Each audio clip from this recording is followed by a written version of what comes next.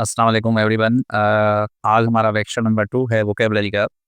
Daily हम 10 word vocabulary के जो है सीखते हैं। और वो किस तरह के से होते हैं, पहले हम वर्ड और उसका सिनोनिम समझते हैं, फिर उसकी मीनिंग और उसका पार्ट्स ऑफ स्पीच में क्या है, नाउन है, प्रोनाउन है, एडजेक्टिव है, वर्ब है, एंटोनियम, इस तरह उर्दू मीनिंग उसकी देखते हैं, फिर उसी को सेंटेंस में इस्तेमाल करते हैं और उसी सेंटेंस की हम उर्दू मीनिंग समझते हैं, जिससे हमारा जो वर्ड है वो अच्छे खासा जो है हमारा क्लियर हो जाता है और अच्छे से हमको समझ आ जाता है। तो कल हमने 10 वर्ड सीखे थे, आज हमारा लेक्चर नंबर 2 है। तो लेक्चर नंबर 2 में जो पहला वर्ड है हमारे पास वो नंबर 11 है, सिंपल। सिंपल का जो सिनोनिम है वो है स्ट्रेट फॉरवर्ड। ठीक। अच्छा, स्ट्रेट फॉरवर्ड का मतलब होता है जो सिंपल सादा से लोग होते हैं, जो बिल्कुल भी अंदर से और बाहर से एक जैसे होते हैं, तो उसको हम बोलते हैं स्ट्रेट फॉरवर्ड। ठीक है। अच्छा, स्ट्रेट फॉरवर्ड में जो उसकी मीनिंग है वो है सादा या आसान, मतलब जो जल्दी समझ में आ जाए, उनको ज़्यादा समझने में हमें टाइम ना लगे, तो वो सिंपल और स्ट्रेट फॉरवर्ड पर्सन्स होते हैं। अच्छा, इसमें मीनिंग क्या है, ईज़ी टू अंडरस्टैंड और डू, मतलब वो सादा हो, आसान हो करने में। ठीक है, कोई काम हो तो वो स्ट्रेट फॉरवर्ड हम कर लें, और कोई इंसान हो तो हम ईज़ी टू अंडरस्टैंड उसको समझ लें। फारसा ऑफ स्पीच में ये एडजेक्टिव है क्योंकि इक्वालिटी है, स्ट्रेट फॉरवर्ड। ठीक है। अच्छा जी, एंटोनियम इसका जो है वो है कॉम्प्लिकेटेड, डिफिकल्ट। ज़ाहिर है वो सिंपल है, तो उसका एंटोनियम हमारे पास क्या होगा, डिफिकल्ट, कॉम्प्लिकेटेड। ठीक है। अच्छा जी, इसकी जो सेंटेंस है, इसको हम सेंटेंस को देख लेते हैं। His instructions were simple and straight forward. इसकी जो इंस्ट्रक्शन थी वो सादा और आसान थी, इसकी जो हिदायत थी। ठीक है, इसकी उर्दू मीनिंग है, इसकी हिदायत सादा और आसान थी, मतलब अगर कोई आपको कोई चीज़ बता रहा है, कोई आपको हिदायत कर रहा है, तो वो सिंपल और सीधे सादा अल्फाज में है, ताकि वो जल्दी से समझ में आ जाए। ठीक है, तो ये हमारी हो गई सिंपल की सिनोनिम स्ट्रेट फॉरवर्ड है, उसका एंटोनियम जो है वो कॉम्प्लिकेटेड, डिफिकल्टी है, और पार्ट्स ऑफ स्पीच में एडजेक्टिव है, और उसकी जो मीनिंग है वो सादा और आसान है। चलें, नेक्स्ट वर्ड हमारा जो है नंबर 12, टफ। अच्छा, सिंपल है तो अब उसका जो है वो एंटोनिम अगर टफ या टफ की जो सिनोनिम है, दूसरा वर्ड जो हमारे पास है टफ, टफ का जो सिनोनिम है वो है ऑडियस। अब ऑडियस जो है उसका सिनोनिम है, तो इसकी मीनिंग है मुश्किल या सख्त, जैसे कहते हैं ना हम, टफ सिचुएशन है, या यहाँ ये काम करना बहुत टफ है हमारे लिए, तो इस तरह के जो है वो वर्ड्स हम यूज़ करते हैं, तो उसको हम सिनोनिम जो उसका होता है वो ऑडियस। और मीनिंग है रिक्वायर्ड ग्रेट एफर्ट और स्ट्रेंथ, मतलब बहुत ज़्यादा जिसमें जो है वो ताकत लगे, और बहुत ज़्यादा मुश्किल हो, हमें बहुत ज़्यादा कोशिश करनी पड़े उसको हल करने के लिए। जैसे कोई प्रॉब्लम आ जाता है मैथमेटिक्स में, या कोई ऐसी चीज़ आ जाती है जिसको हम हल करने में हमें मुश्किल आती है, तो उसकी उर्दू मीनिंग है मुश्किल या सख्त।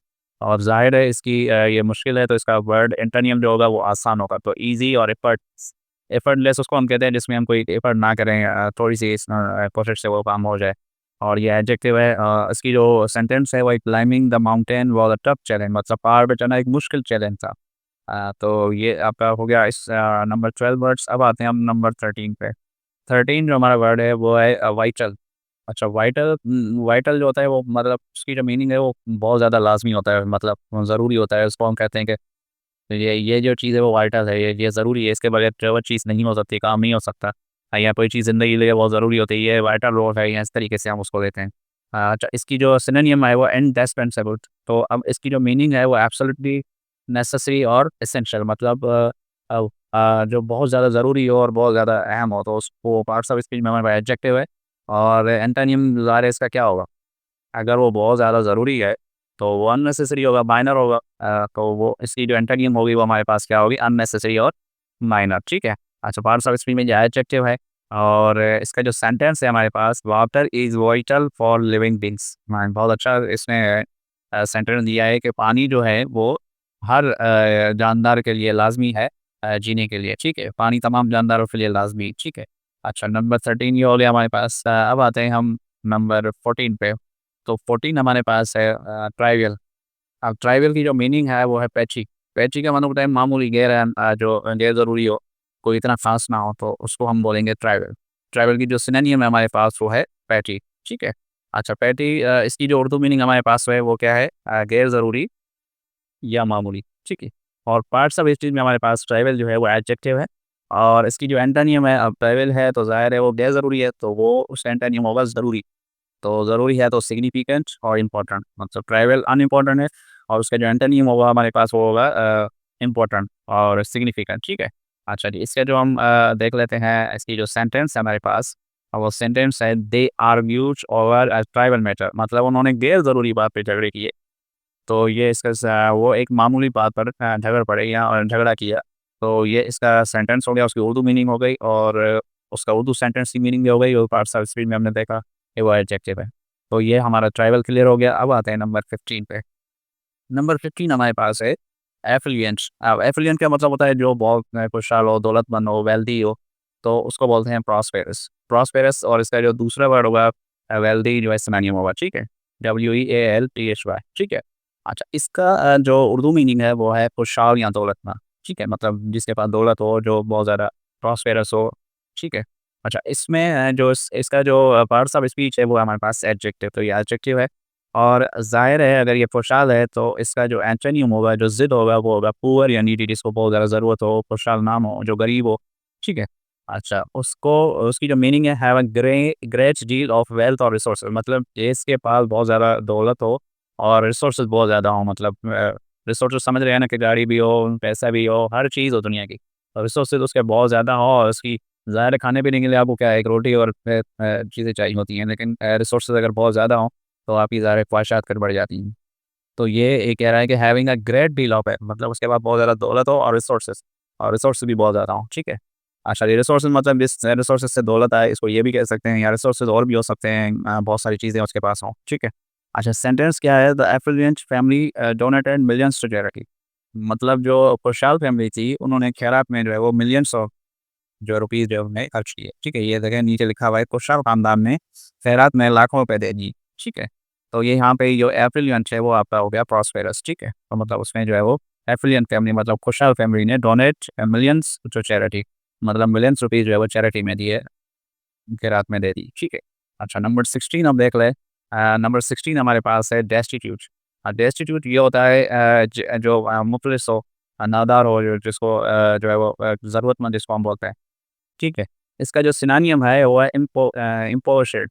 इम्पोवर्शिड मतलब जो गुर्बत के हाल से हो, मुफ़लिस हो, जिसको ज़रूरत ज़्यादा हो, ठीक है, इम्पोवर्शिड। इसकी मीनिंग जो है वो extremely poor and lacking the means to live, मतलब वो जो ज़िंदगी गुज़ारने के लिए जो है वो सफ़र कर रहा हो और जो उसको जो है बहुत ज़्यादा मुश्किलात आती हैं, मतलब जिससे हम जैसे ये खुशहाल था, ये खुशहाल जो लोग होते हैं उसी का ये अपोज़िट है, ठीक है।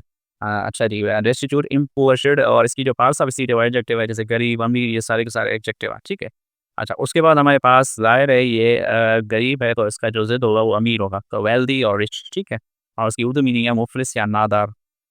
अच्छा, इसका जो सेंटेंस है हमारे पास वो है the flood left many people destitute, मतलब सैलाब ने बहुत से लोगों को मुफलिस कर दिया। ज़ाहिर है वो रिसोर्सेज जितने भी थे उनके, जैसे ज़मीन है या उनकी जो चीज़ें थी वो सारी की सारी डूब गई, तो उनके पास रिसोर्स नहीं बचे, वो मुफलिस हो गए, वो मतलब वो क्या कहते हैं कि एक जो है वो उनके पास लेक ऑफ जो वो रिसोर्सेज हो गए, तो ये इसकी मीनिंग थी। अब आते हैं नंबर 17 पे।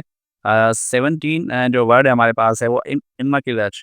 इम्मैकुलेट, ठीक है। उसकी जो सिनोनिम है वो प्रिस्टाइन। प्रिस्टाइन जो ये क्या है, ये कौन-सा वर्ड है, ये ऐसे ऐसा वर्ड है जिसमें हम किसी को बेदाग साफ-सुथरा जो है वो बयान करते हैं कि ये बंदा जो है वो परफेक्ट है। ही है, इसके ऊपर कोई दाग नहीं है, ये कोई मतलब वो नहीं है, ठीक है, जैसे व्हाइट कॉलर जिसको हम बोलते हैं।